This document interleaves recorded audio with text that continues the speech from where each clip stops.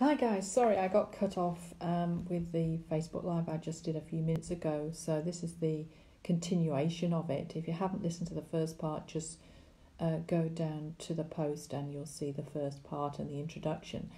But I was talking about I can hear in the spirit infused knowledge on the stumbling block, stopping people joining encounter groups.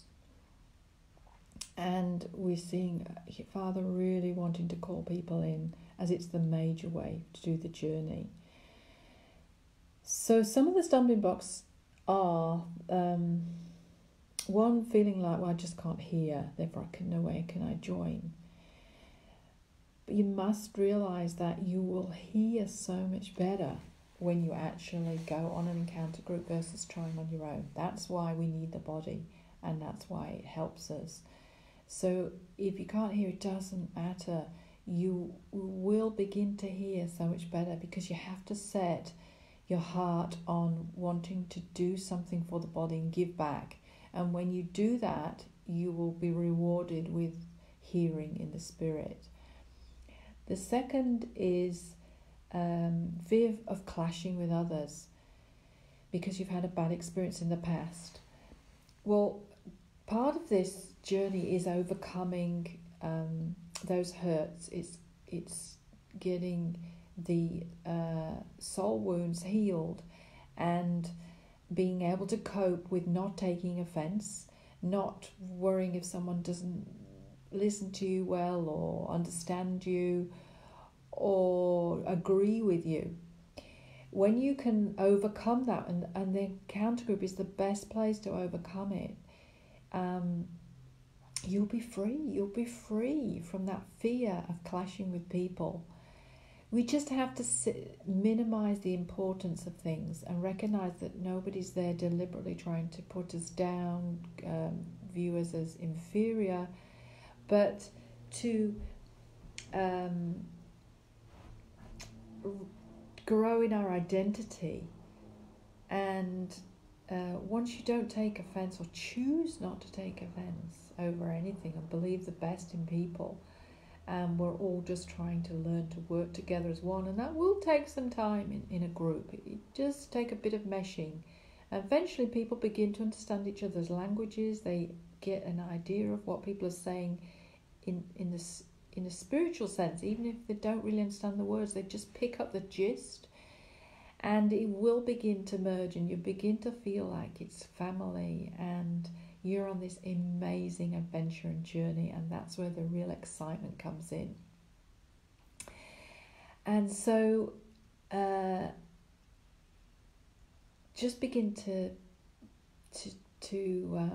overcome that one, and I think you'll feel very victorious in the end, that it hasn't restricted you to being a spectator at a distance. The third one I can hear is people not saying, well, I just don't understand what they're talking about.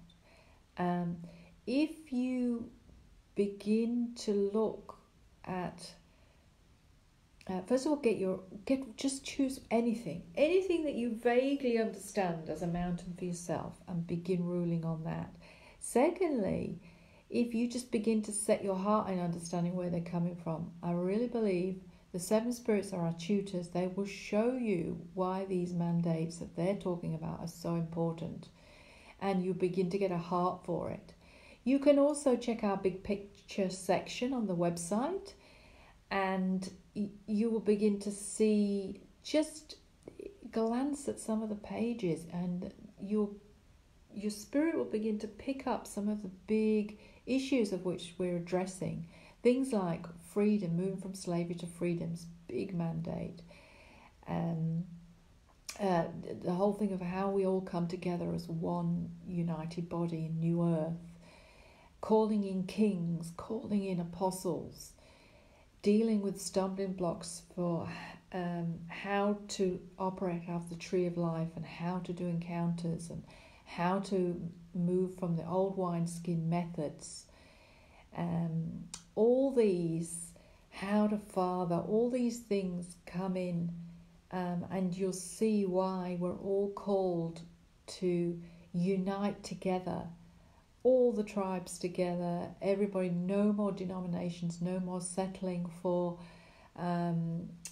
I'm just joining this arc and I don't trust any other arcs, I'm just going to settle for this.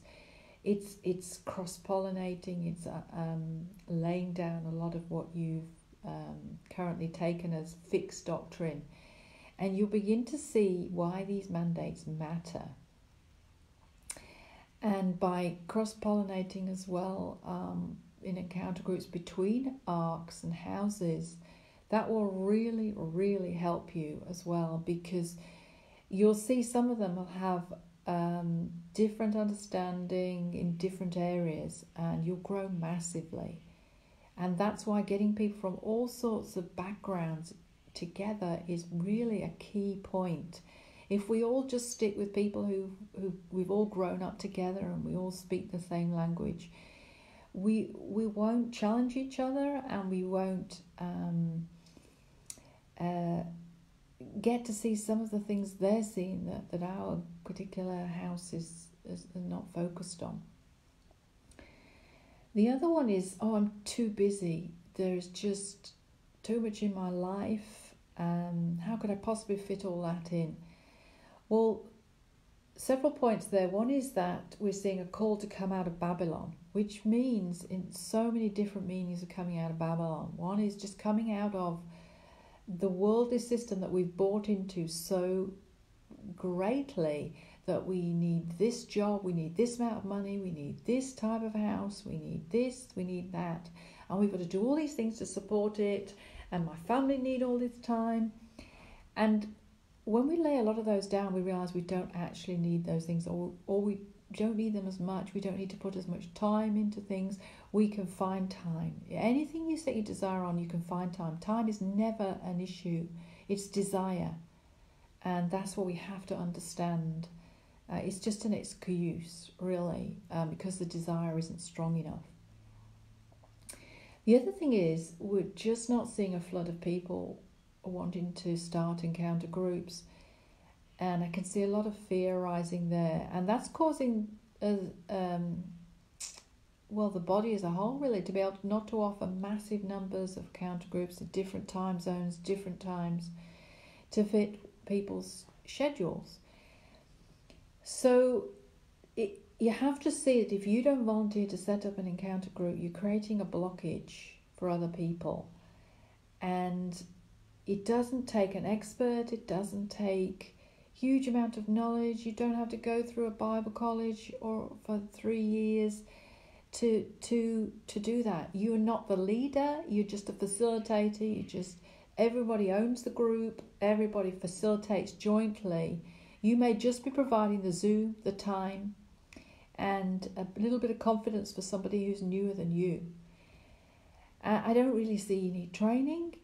The whole point is to depend fully on God and the seven spirits for how you lead these groups. The more that you depend on them, the more you will be given the answers. And that's what happened with me. I didn't go through a 3-month training course on how to lead an encounter. I just depended on the Spirit, and I had to push in when I faced certain challenges. What was the answer to this?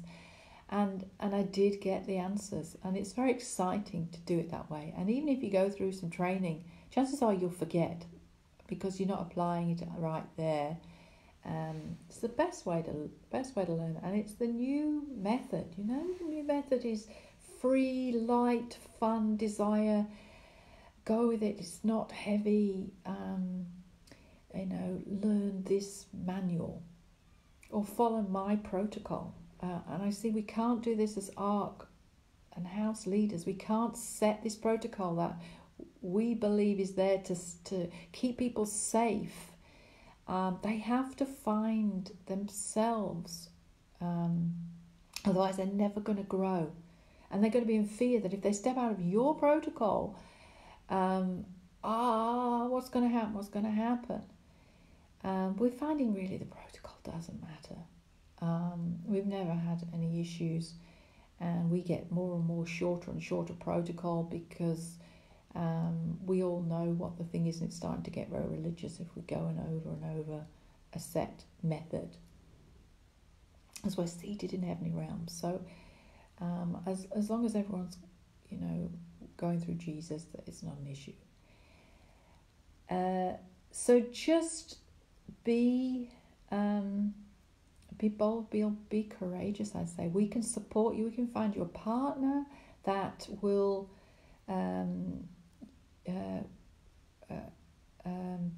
be able to work with you at the same time zone that you want. And we usually find then people love it. They really love it, and they grow massively. And we're then on this exciting journey where everyone's actually learning to be a father and a facilitator, and it's not just a few, and we're not getting back to the spectator method of people learning and never applying things. So that's all I want to say today. And I feel led to do once a week just a quick 10-minute Facebook Live on some of the stumbling blocks. So many coming up at the moment. It's been such a challenge, as I think the Ecclesia are accelerating massively in their understanding of oneness and some of the big picture. But we're now getting all sorts of challenges around what do we really believe and understand. So if you haven't seen my bit at the previous post, I started the Facebook Live earlier and had to and got cut off. So do listen to that. But thanks, guys. Lovely to see you guys. Deborah, Linda, Von Seal, Heather, Pearlie. Great to see you. Bye.